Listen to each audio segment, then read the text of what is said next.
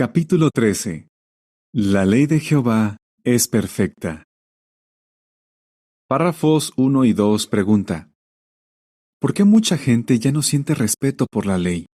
¿Pero qué podemos sentir nosotros por las leyes de Dios? La ley es un pozo sin fondo. Todo lo devora. Esta cita se publicó en un libro en 1712.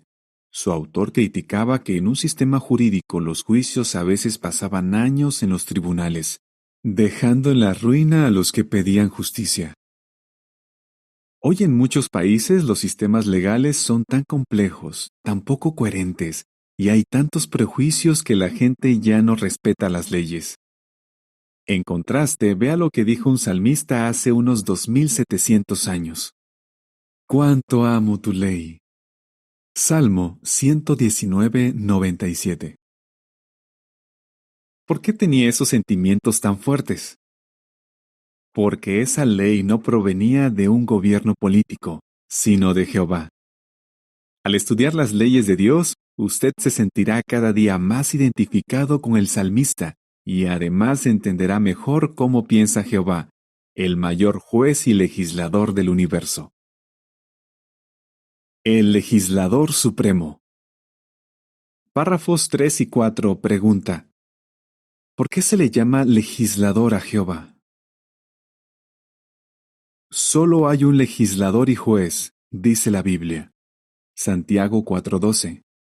Sí, Jehová es el único que tiene el derecho de crear leyes para gobernar a toda la creación. Hasta hizo leyes que rigen los cuerpos celestes. Los millones y millones de ángeles que hay en el cielo también obedecen las leyes de Jehová. Cada uno ocupa una posición y Él les dice cómo servirle. Jehová también le ha dado leyes al ser humano.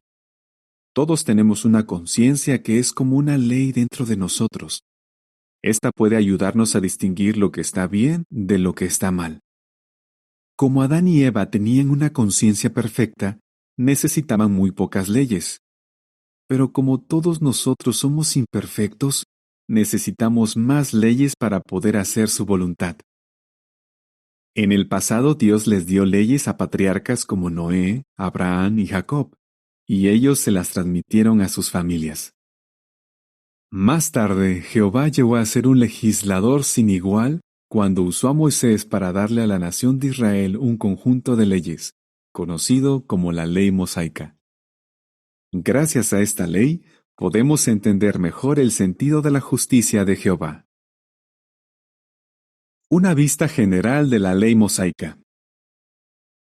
Párrafo 5. Pregunta: ¿por qué la ley mosaica no estaba llena de normas complicadas? Muchos tienen la idea equivocada de que la ley mosaica estaba llena de normas complicadas y difíciles de aplicar. Claro, contenía más de 600 leyes, y eso puede parecer un montón. Pero pensemos en esto. A finales del siglo XX, el Código Federal de Estados Unidos tenía más de 150,000 páginas, y cada 2 años se añaden unas 600 leyes. Así que la ley mosaica tenía muy pocas leyes en comparación con todas las que se establecen en los códigos humanos. Con todo y eso, la ley que Jehová les dio a los israelitas abarcaba aspectos de la vida diaria que las leyes actuales ni siquiera mencionan. Los siguientes ejemplos nos ofrecen una vista general de la ley mosaica. Párrafos 6 y 7. Pregunta A. ¿por qué es única la ley mosaica? ¿Y cuál es su mayor mandato? Pregunta B. ¿cómo apoyaban los israelitas la soberanía de Jehová? La ley ponía en alto la soberanía de Jehová. Esto es algo que la hace única. Su mandato más importante era este: escucha, oh Israel, Jehová nuestro Dios es un solo Jehová. Ama a Jehová tu Dios con todo tu corazón, con toda tu alma y con todas tus fuerzas.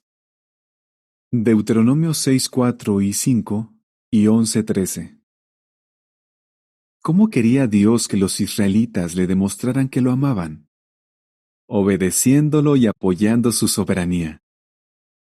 Jehová les dio autoridad a los padres, los jefes del pueblo, los jueces, los sacerdotes y más tarde al rey.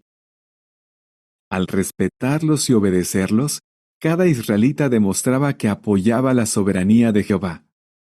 Él dijo que si alguien se rebelaba contra alguno de estos, en realidad se estaba rebelando contra él. Por otro lado, si Dios veía que estos abusaban de su autoridad y trataban mal a su pueblo, se enojaba con ellos y los castigaba. Éxodo 20:12 y 22:28, Deuteronomio 1:16 y 17, 17:8 a 20 y 19:16 y 17. Así que tanto los unos como los otros estaban obligados a apoyar la soberanía de Dios. Párrafo 8 pregunta: ¿cómo les ayudaba la ley a los israelitas a seguir siendo santos? La ley ayudaba al pueblo de Dios a seguir siendo santo. Las palabras hebreas que suelen traducirse como santo y santidad aparecen más de 280 veces en la ley mosaica. En ellas se incluían unas 70 situaciones en las que los israelitas podían quedar ceremonialmente impuros. Así, la ley ayudaba al pueblo de Dios a distinguir lo limpio de lo sucio y lo puro de lo impuro. Daba pautas sobre la higiene física, la alimentación y hasta la eliminación de desechos, y así protegía la salud de los israelitas. La nota a pie de página dice: por ejemplo, había pautas sobre enterrar los excrementos, ponerse en cuarentena por una enfermedad y lavarse después de tocar un cadáver. Todas estas medidas eran muy adelantadas para su época. Fin de la nota. Pero sobre todo, les ayudaba a tener la aprobación de Jehová, porque se mantenían separados de las cosas moralmente sucias que hacían las naciones vecinas. Veamos un ejemplo. Párrafos 9 y 10. Pregunta: ¿qué leyes sobre las relaciones sexuales y el parto les dio Jehová a los israelitas? ¿Y qué se conseguía con estas leyes? La ley decía que si un hombre y una mujer tenían relaciones sexuales, se volvían impuros por un tiempo aunque estuvieran casados. Y lo mismo pasaba si una mujer daba a luz. Levítico 12, 2 a 4 y 15, 16 a 18. Claro, las relaciones sexuales dentro del matrimonio y tener hijos son regalos de Dios. Así que el objetivo de la ley no era condenar esto, sino ayudar al pueblo de Dios a mantenerse santo y lejos de la suciedad espiritual. Y es que las naciones vecinas de Israel mezclaban la adoración a sus dioses con ritos sexuales. Por ejemplo, la prostitución de hombres y mujeres era parte de la religión de los cananeos. Esto acabó en una degradación total que se extendió cada vez más.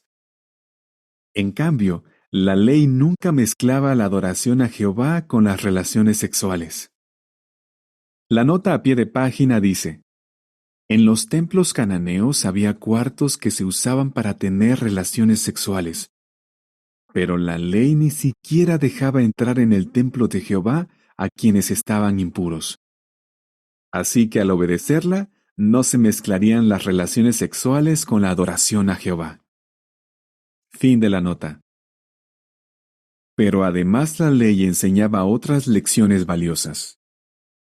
Aquellas leyes destacaban una enseñanza muy importante. Al fin y al cabo, ¿cómo se transmite el pecado que heredamos de Adán? Al tener hijos, fruto de las relaciones sexuales. Así la ley de Jehová les recordaba a los israelitas que siempre serían pecadores. Y la verdad es que todos somos pecadores desde que nacemos. Por eso todos necesitamos que Jehová, el Dios Santo, nos perdone y nos redima para poder acercarnos a Él. La nota a pie de página dice: un objetivo clave de la ley era enseñar. El término hebreo para ley, Torá, significa instrucción. Diccionario del Judaísmo. Fin de la nota. Párrafos 11 y 12. Pregunta: ¿qué importante principio enseñaba la ley? Pregunta B. ¿Qué medidas contra los juicios injustos incluía la ley? La ley reflejaba la justicia perfecta de Jehová. Por ejemplo, enseñaba el principio de equivalencia o correspondencia al administrar justicia. Por eso decía, se pagará vida por vida, ojo por ojo, diente por diente, mano por mano, pie por pie. Deuteronomio 19:21. Así que el castigo debía aplicarse en proporción a la gravedad del delito. Toda la ley mosaica reflejaba este aspecto de la justicia de Dios. De hecho, entender este principio es esencial para comprender el rescate, el sacrificio de Jesucristo. Pero de eso hablaremos en el capítulo 14.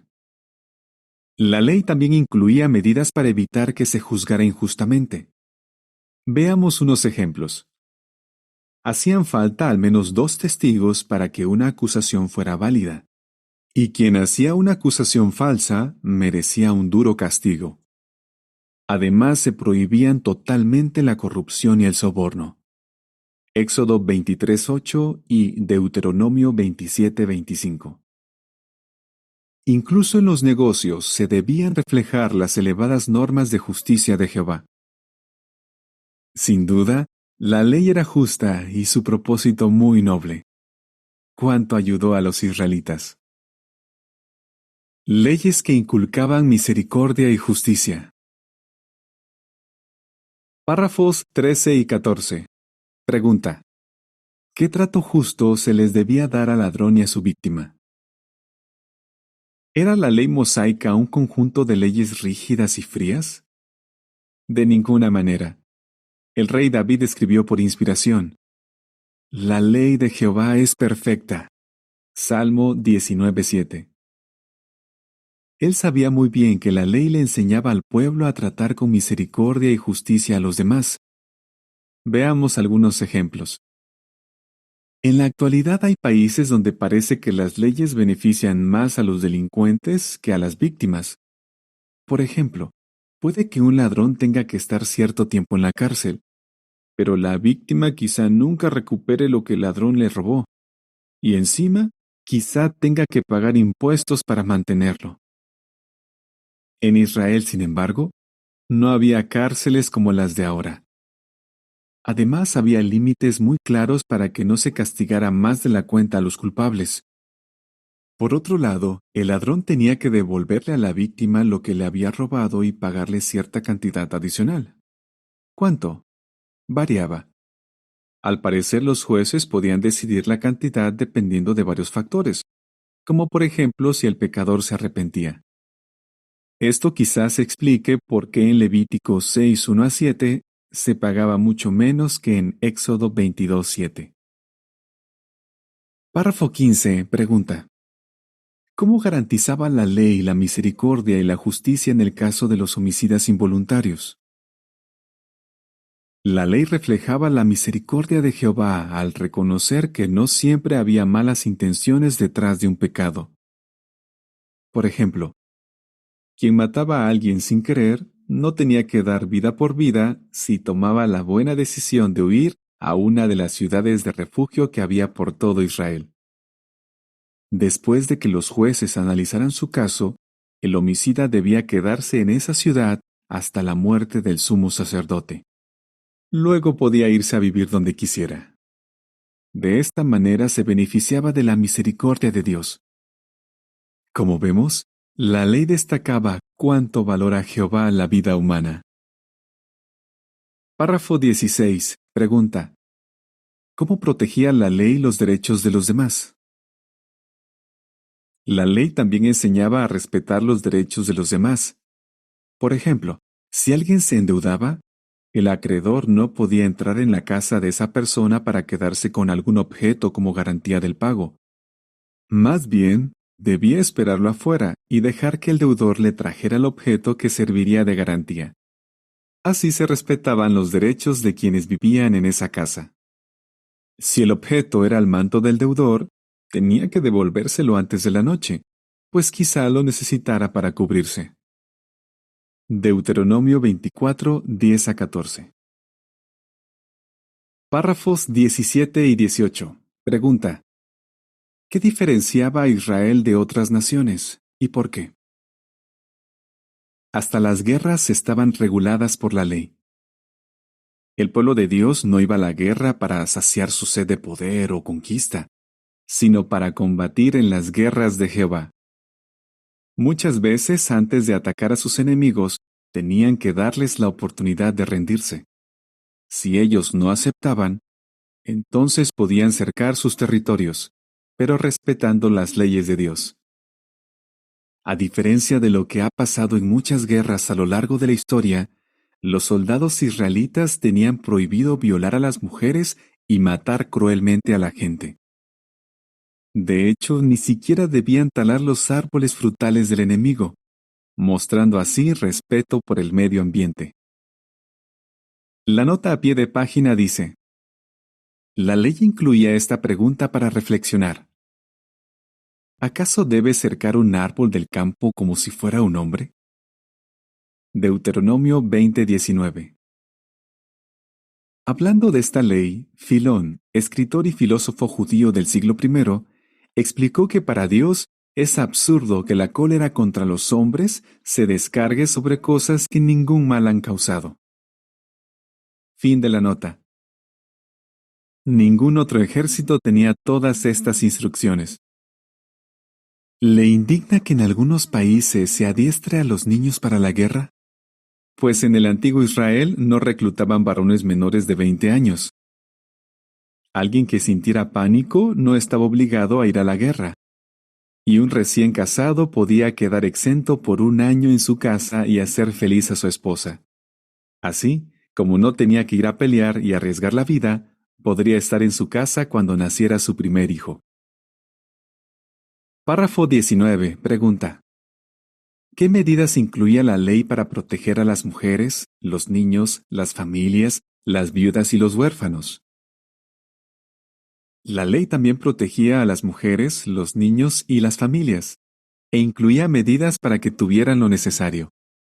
Les mandaba a los padres y a las madres que pasaran bastante tiempo con sus hijos y les enseñaran de Jehová.